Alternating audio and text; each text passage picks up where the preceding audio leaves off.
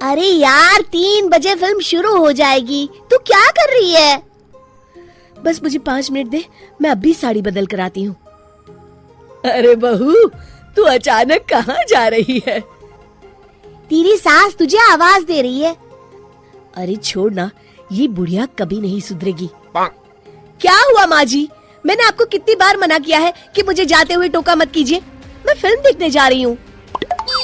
तू अभी चली जाएगी तो मेरे लिए खाना कौन बनाएगा बहू?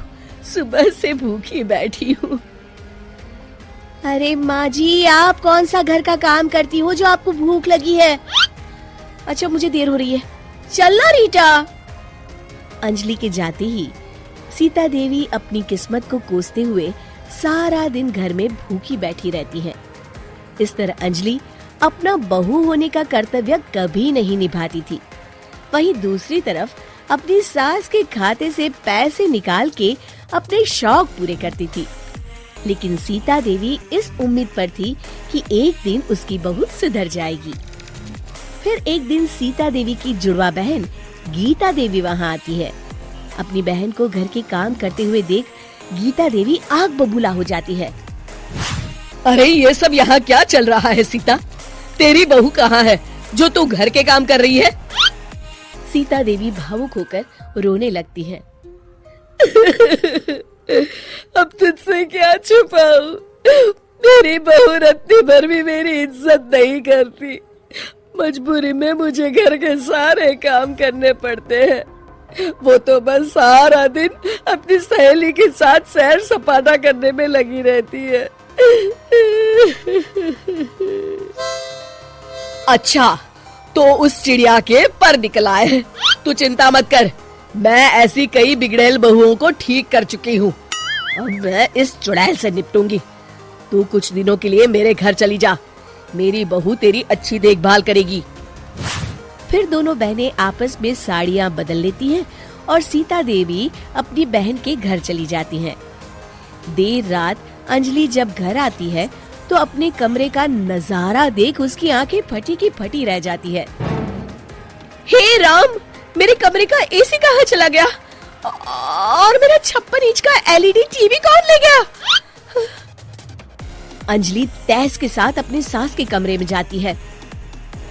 तभी वो देखती है कि उसके कमरे का एसी और टीवी उसकी सास के कमरे में लगा है और गीता देवी आराम से एसी की हवा खाते हुए सास बहू सीरियल का मजा ले रही है। अच्छा, तो ये सब इस बुढ़िया की कारस्तानी है। अभी इसे बताती हूँ। ये सब क्या है माँ जी? आपकी हिम्मत कैसे हुई मेरे सामान को हाथ लगाने की? क्यों बहू, ये सारा सामान तूने तेरे पिताजी के पैसों से खरीदा है क्या? हैं?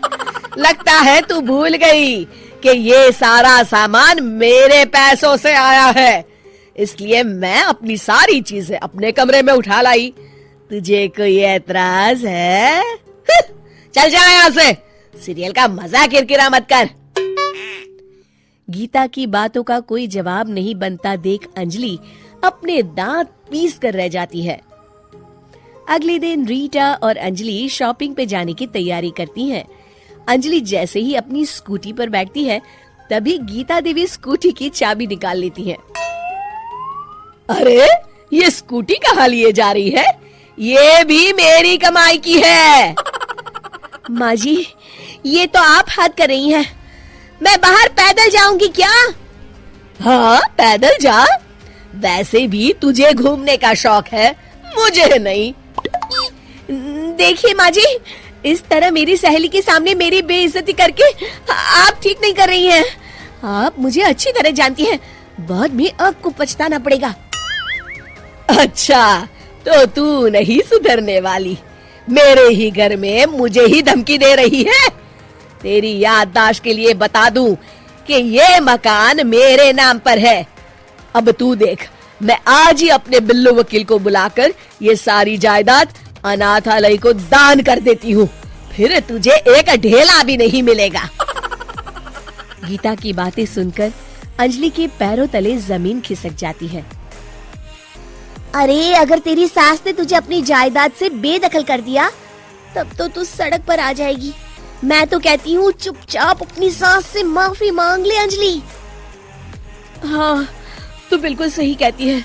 मेरी सास का कोई भरोसा नहीं है। अरे नहीं नहीं माँ जी, ऐसा गजब मत करिए। आज के बाद मैं आपको कोई तकलीफ नहीं दूंगी और घर के सारे काम ना मैं ही कर लूंगी। मैं आपको एक अच्छी बहू बनकर दिखाऊंगी। कुछ दिनों के बाद, ये लीजिए माँ जी, आराम से गाजर का हलवा खाइए। खुशबू तो बहुत अच्छी है। हाँ माँ जी, वैसे मैंने सब काम कर लिया है, तो मैं आपके पैर दबा दूं? आप आराम से हलवा खाइए। इस तरह गीता देवी अंजलि को सही रास्ते पर ले आती हैं और सीता देवी वापस अपने घर में आकर रहने लगती हैं।